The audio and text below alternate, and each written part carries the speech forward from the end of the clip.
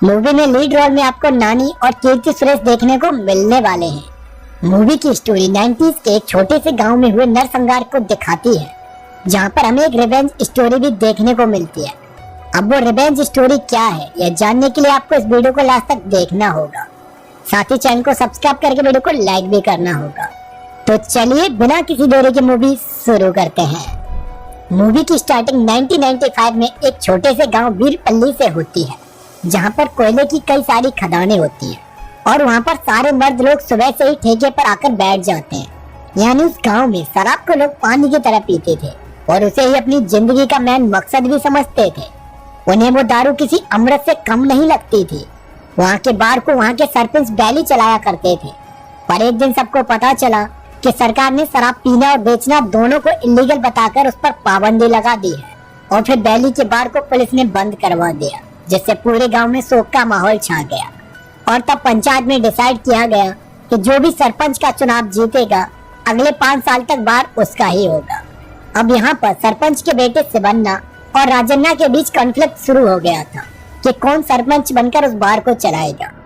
इसी बीच हम एक 10 साल के लड़के धरनी और उसके बेस्ट फ्रेंड सूरी को देखते हैं, जिनकी दोस्ती बहुत पक्की थी। उसी बीच उन दोनों की एक और फ्रेंड थी जिसका नाम बेनेला था और धरनी बेनेला को बहुत पसंद करता था, पर उसने उसे इस बारे में कभी भी नहीं बताया था। पर एक दिन धरनी को पता चला कि बेनेला से उसका बेस्ट फ्रेंड सूरी प्यार करता है और ये सुनकर धरनी ने अपने प्यार को दबाकर बेनेला को सूरी को देने का सोच लिया और खुद बेनेला की नजरों में बुरा बन गया।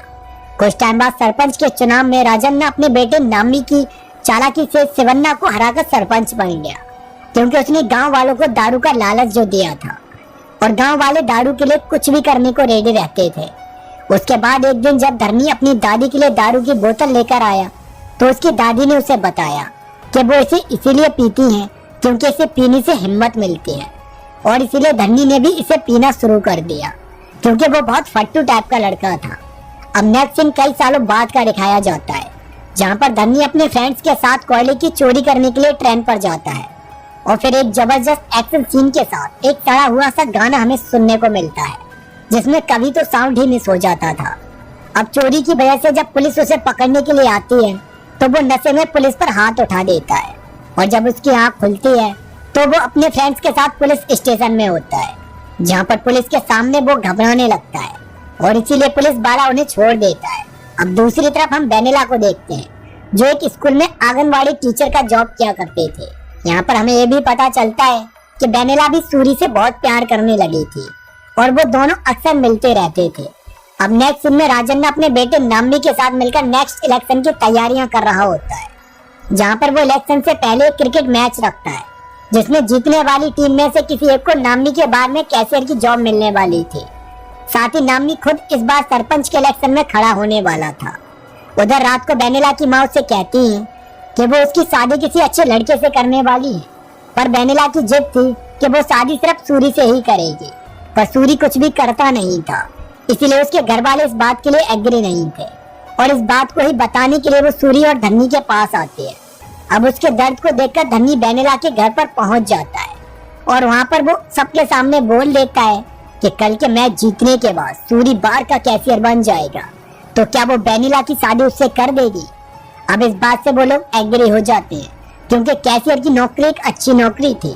उसके बाद मैच शुरू होने से पहले नामी धरनी को अपने पास बुलाता है और उसे बताता है कि वो कल का मैच हार जाए, क्योंकि उसने अपने एक आदमी को कैशियर बनाने का सोच लिया है और अगर उसने ऐसा नहीं किया तो वो उसे मरवा देगा। और इस बात से धरनी डर जाता है और नेक्स्ट डे के मैच में वो अच्छे से खेलता ही नहीं है। उसके बाद वो अपने पैर में चोट का बहाना करके बैठ जाता है और यहाँ पर क्लियरली दिख रहा होता है कि सूरी की टीम हारने वाली है। इस पर बेनेला रोते हुए धरनी से कहती है कि अब उसकी शादी सूरी से कभी नहीं हो पाएगी और तब उसे रोते हुए देखकर धरनी मैच खेलने जाता है और धड़ाधड़ बल्लेबाजी करके मैच जीत जाता है, जिससे सरपंच सूरी को कैशियर बनाने के लिए बोल देता है। अब ये बात सुनकर सारे लोग बहुत खुश होते हैं और धरनी अकेले में बैठकर पी रहा होता है। तभी उसका एक फ्रेंड उसके पास आता है और वो उस पर गुस्सा होने लगता है, क्योंकि उसे पता था कि धरनी बेनेला से कितना ज्यादा प्यार करता है, पर सिर्फ अपने फ्रेंड सूरी की वजह से वो खुद को दर्द देकर उसकी शादी उससे करवाना चाहता है, क्योंकि उसके लिए प्यार से ज्यादा फ्रेंडशिप इम्पोर्टेंट थे। हालांकि उसकी आंखों में आए हुए आंसू साफ बता रहे थे कि उसे वेनिला से दूर जाने का बहुत दुख था। अब क्योंकि सूरी और उसके फ्रेंड्स ने नामी की हेल्प की थी, इसलिए वो इस बार भी सरपंच का इलेक्शन जीत जाता है। और जब सूरी बार में दारू लेने के लिए जाता है तो उसकी वहाँ पर नामी के बंदों से लड़ाई होने लगती है, क्योंकि वो सूरी को नीचे जात का बोलकर चढ़ा रहे थे। और ये सीन धरनी देख लेता है और इसलिए वो सूरी को बचाने के लिए बार के अंदर घुस जाता है, जहाँ पर वो नामी के गुंडों को बुरी तरह से धो डालता है और उसके पूरे बार को डिस्ट्रॉय कर देता है, जिसकी वजह से पुलिस उन सबको पकड़कर पुलिस स्टेशन में बुरी तरह से धोती है। और जब गांव वाले उन्हें बचाने के लिए जाते हैं तो पुलिस उन्हें वहां से भगा देती है। इसलिए कुछ गांव वाले सिबन्ना से जाकर कहते हैं और सिबन्ना उन्हें बचाने के लिए पुलिस स्टेशन आ जाता है। उसके डर की वजह से पुलिस को उन सबको छोड़ना ही पड़ता है।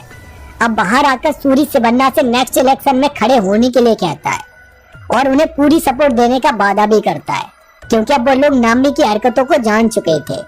और इसीलिए सिबन्ना सूरी के कहने पर इलेक्शन लड़ने के लिए रेडी हो जाता है और फिर वो नेक्स्ट डे जाकर पर्चा भर देता है। अब नामी सूरी और धन्नी को सिबन्ना के साथ देखकर बहुत गुस्सा होता है और उधर वेनिला सिबन्ना को आकर गांव की औरतों की वोटर लिस्ट दिखाती है, जिन्होंने आज तक वोट ही नहीं डाला था, क्योंकि वो नहीं चाहती थी कि उनके पति और बेटे शराब के नशे में हर टाइम ठेके पर ही लटके रहें।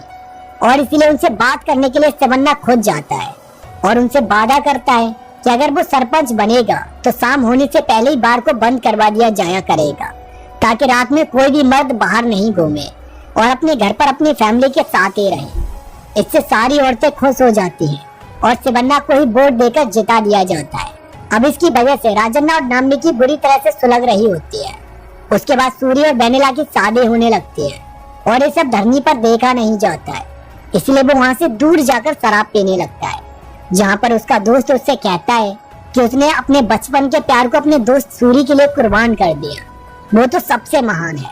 और तभी ये बात सूरी आकर सुन लेता है और उसे सारी सच्चाई पता चल जाती है। यह सुनने के बाद सूरी और वेनिला की शादी तो हो जाती है, पर सूरी बहुत दुखी हो जाता है। उसे अपने दोस्त धरनी के लिए बुरा लग रहा होता है, इसलिए वो उससे मिलने के लिए बार में आता है, जहाँ पर वो उससे कुछ भी बात कर पाता उससे पहले ही नामी के गुंडे आकर उन पर अटैक कर देते हैं। उन गुंडों को नामी ने कहीं बाहर से बुलाया था। वो लोग दौड़ा कर धरनी के सारे दोस्तों को मारने लगते हैं और धरनी बहुत ज्यादा नशे में होता है, इसलिए सूरी उसे बचाते हुए अपनी साइकिल से घर की तरफ ले जाने लगता है। और तभी यहाँ पर गूज़बम्प लाने वाला सीन आता है।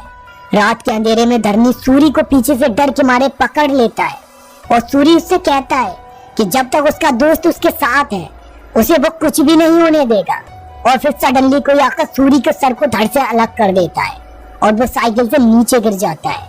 यह देखकर धरनी के तो होश ही उड़ जाते हैं। वो पागलों की तरह इधर उधर सूरी के सर को ढूंढने लगता है और उसे अपनी बाहों में लेकर बुरी तरह से रोने लगता है। उधर वेनिला सूरी के लिए बैठी होती है, पर उसे पता चलता है कि सूरी की जगह उसकी डेड बॉडी आई है, तो वो एकदम से चुप हो जाती है। और जब सूरी को अंतिम संस्कार के लिए ले जाया जा रहा होता है तो वो बुरी तरह से चिल्लाने लगती है और उसे ले जाने से रोकती है।